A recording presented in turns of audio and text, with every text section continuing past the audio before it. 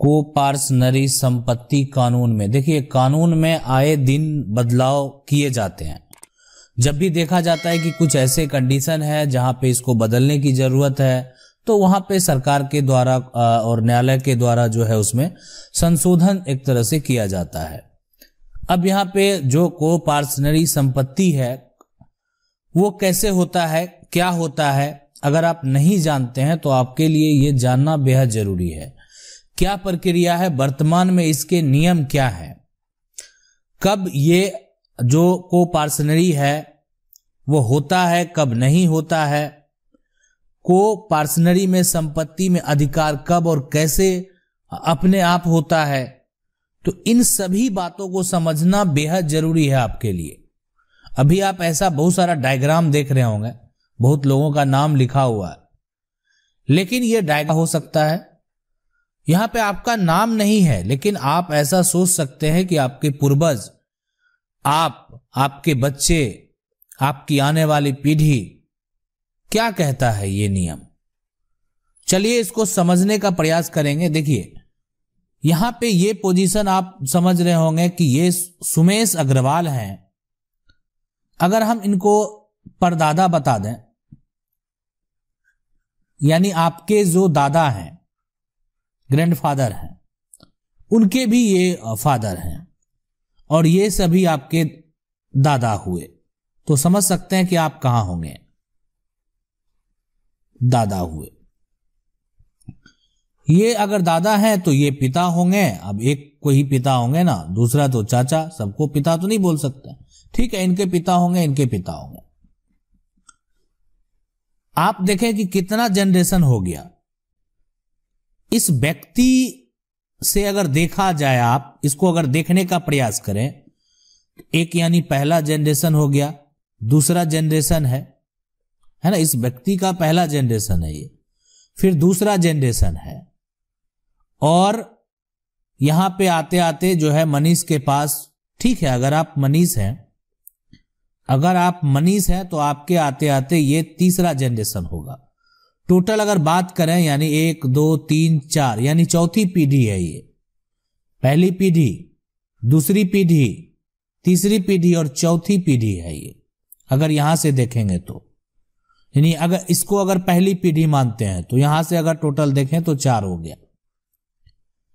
अब ये मनीष और के भी 2 बच्चे हैं, ये नेक्स्ट पीढ़ी में होगा। लेकिन ये जो 4 पीढ़ी आप देख रहे हैं यहां से लेकर यहां तक, ये 4 पीढ़ी कोपार्सनरी कहलाएगा। अब सवाल ये उठता है कि ये 4 पीढ़ी अगर कोपार्सनरी कहलाएगा, जो चारों पीढ़ी है, तो इसका मतलब क्या हुआ, कहलाने से क्या फायदा होने वाला है, क्या नियम है इसका। जब ये पीढ़ी कोपार्सनरी कहलाएगा तो ये जो आप इसके बाद अगर देख रहे हैं, सुमेश अग्रवाल के द्वारा अगर कोई संपत्ति को खरीदा गया,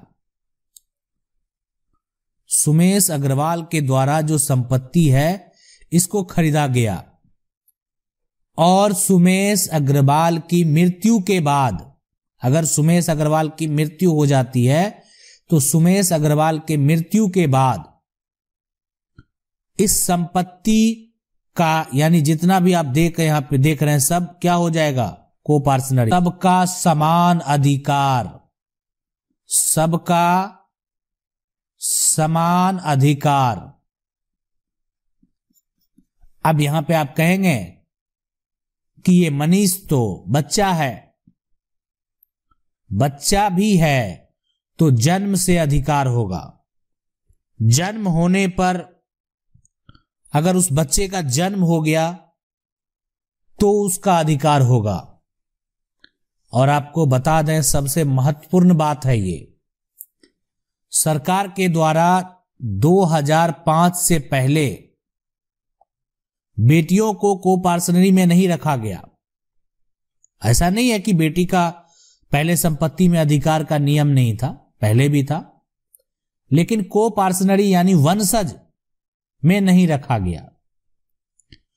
और 2005 के बाद जो सरकार के द्वारा संशोधन किया गया, उसके बाद अब जो लड़की है यानी अगर बेटी है उस परिवार की तो वो भी, उसको भी को पार्सनरी में रखा गया।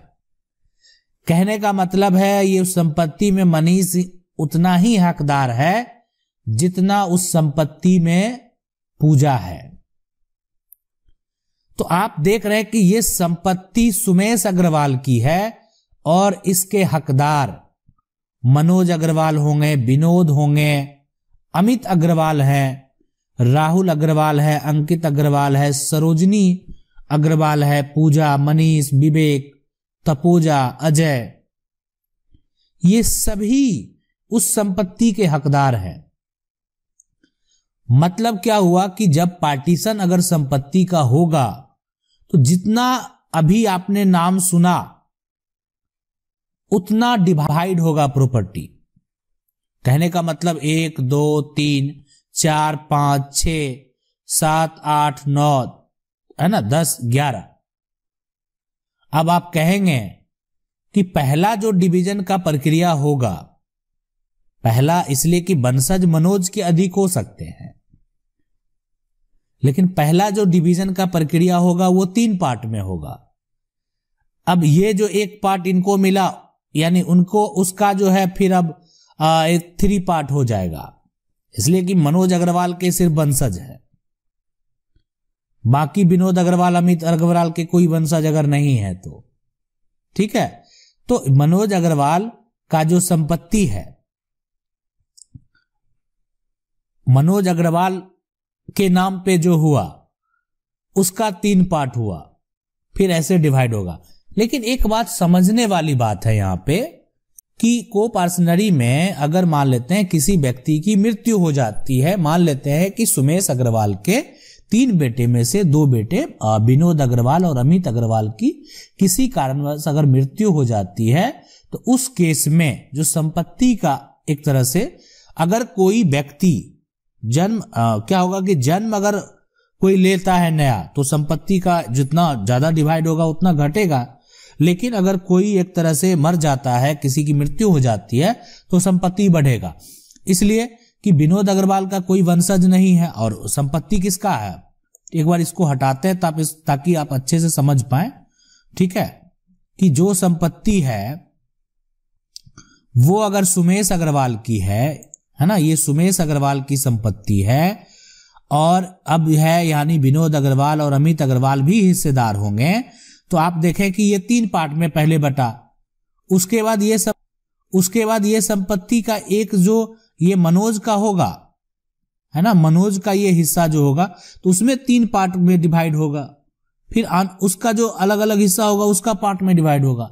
लेकिन ये संपत्ति और ये संपत्ति तो विनोद अग्रवाल और अमित अग्रवाल का है, लेकिन किसी कारणवश अगर विनोद अग्रवाल और अमित अग्रवाल की मृत्यु हो जाती है तो संपत्ति का किसी प्रकार का कोई वसीयत भी नहीं है, यानी संपत्ति सुमेश अग्रवाल के नाम से है, तो उस केस में मनोज अग्रवाल का जो संपत्ति है और उसके वंशज का जो संपत्ति है वो बढ़ेगा। इसलिए बढ़ेगा कि अब यानी ये संपत्ति जो है एक तरह से पूरा मनोज अग्रवाल को ही मिलेगा। जो उसके भाई की संपत्ति है वो पूरा संपत्ति यानी मनोज अग्रवाल को मिलेगा, इसलिए कि ये संपत्ति जो है सुमेश अग्रवाल का है और उनके 2 वंशज अब इस दुनिया में नहीं है, एक वंशज है, तो जो एक वंशज है उन्हीं को यह संपत्ति मिलेगा। को पार्सनरी अगर यहां पे सुमेश अग्रवाल को छोड़कर देखा जाए तो मनोज, सरोजनी, पूजा, मनीष और अमर तक, यानी यह आप जो देख रहे हैं पहला, दूसरा, तीसरा और चौथा, तो यहां से ये को पार्सनरी जो है कहलाएगा। और कोई भी को पार्सनरी का जो मेंबर है, जितने भी मेंबर आप देख रहे हैं, वो पार्टीशन का डिमांड कर सकता है, ये समझने वाली बात है। और जब तक पार्टीशन नहीं होता है तब तक जो भी संपत्ति है सबका समान अधिकार है ना, ज्वाइंट है तो वो सबका समान अधिकार है। और यहां पे अगर कोई भी जन्म व्यक्ति का होगा तो उसका जन्म से अधिकार होगा, और इसमें जो है जो संशोधन किया गया वो हम पहले आपको बता दिए कि बेटियों को अब नया कानून में जोड़ दिया गया। पहले बेटी का हक नहीं था, अब जो है बेटी का भी हक हो गया, इसीलिए कि को पार्सनरी का जो मेंबर है उसमें बेटा है, उसमें बेटी को भी अब रख दिया गया 2005 के कानून में। तो अब जो है इसलिए बेटी का भी अधिकार होता है, तो इसलिए ये नियम लागू हो गया। आशा करते हैं कि आप इसको अच्छे से समझ गए होंगे। अगर आप नहीं समझे होंगे तो फिर से आप अगर कहेंगे इस टॉपिक पे अगेन और डेप्थ में जाने के लिए, तो हम आपको बताने का प्रयास करेंगे ताकि आप इस नियम को अच्छे से समझ जाएं। आशा करते हैं वीडियो अच्छा लगा। वीडियो को लाइक जरूर कर दें। चैनल को पहली बार देख रहे हैं, सब्सक्राइब करके जो बेल आइकन है उसको जरूर दबा लें। मिलते हैं अगले